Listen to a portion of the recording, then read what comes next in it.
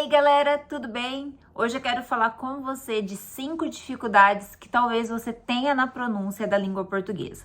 Por exemplo, a vogal nasalada, como a tio, a o tio, NH e assim por diante. Por exemplo, não, param, dançarão, cantarão, cão e assim por diante. Esse som está interligado ao nariz aqui, essa parte de vogal nasalada, e você necessita praticar aí. Outra coisa que talvez para você é uma dificuldade é o dígrafo, ou seja, o encontro consonantal literalmente, o encontro de consoantes. Por exemplo, a palavra psicologia, cacto. Essas são palavras que têm duas consoantes juntas. São poucas as palavras no português que possuem essa junção, né? Porém, você tem que praticar aí. Outra dificuldade que você pode ter é em relação ao LH. Muitas vezes palavras como olho, olho. Esse som de LH é sim diferente de óleo. Porque ele é um som mais rápido, mais direto. Então, por exemplo, se eu falo óleo, olho, se eu falo palha, em comparação ao carro, por exemplo, que tem o nome de palio, a gente vê que o LH é um pouco mais rápido. Obviamente que quando você tá falando rápido, muitas vezes você não percebe tanto essa diferença, mas pensem aí.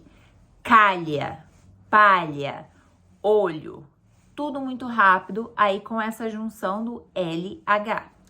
Outra coisa que talvez seja uma dificuldade para você são as vogais. Por exemplo, na palavra pai, mãe, cantais, seja palavras assim que está relacionado duas vogais, muitas vezes no seu idioma isso é uma dificuldade. O português é uma língua que tem muitas vogais. Então, por exemplo, para essa palavra pai, para essa palavra como, por exemplo, peito, peito. Perceba que aí a consoante está só logo no início e depois na outra sílaba. Temos mais vogais do que consoantes.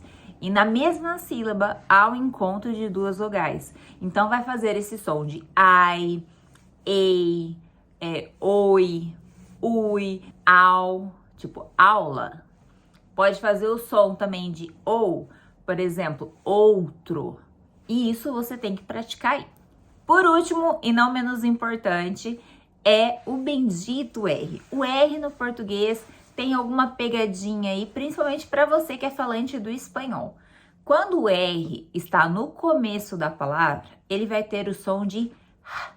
Por exemplo, rato, roupa, relógio e assim por diante.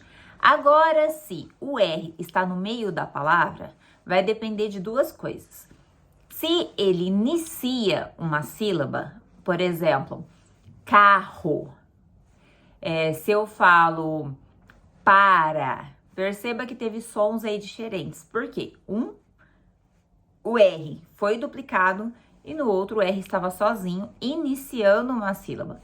Portanto, se é um R só, iniciando uma sílaba no meio ali da palavra, ele vai ter esse som de e não de. Então, eu tenho para, cantarão, Não é tão forte assim, mas só para vocês verem a diferença.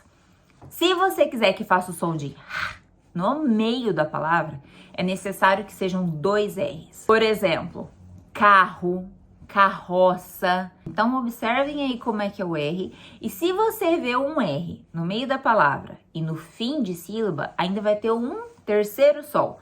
Eu que sou do Paraná, por exemplo, a gente chama de R retroflexo, que é aquele R que é mais forçado, mais puxado, ó. A própria palavra forçado. Porta, corte, cortadeira. Entendem? Esse ar, ir, or, ur. Que vai variar um pouquinho se você for pro Rio de Janeiro, se você for pro Nordeste, já vai ficar uma coisa mais tipo porta, um R mais parecido com o R inicial, como de rato. Mas no Paraná, a gente tende a falar porta, ar. Ou algumas, como São Paulo, porta, ar, tá? Mas isso aí, já esse R no meio da palavra, em fim de sílaba, vai variar de região para região. Então, esse é o que você pode ficar mais tranquilo, porque se você fizer uma pronúncia um pouquinho diferente, isso acontece, inclusive, entre os brasileiros. Eu espero que você tenha gostado desse vídeo e até a próxima.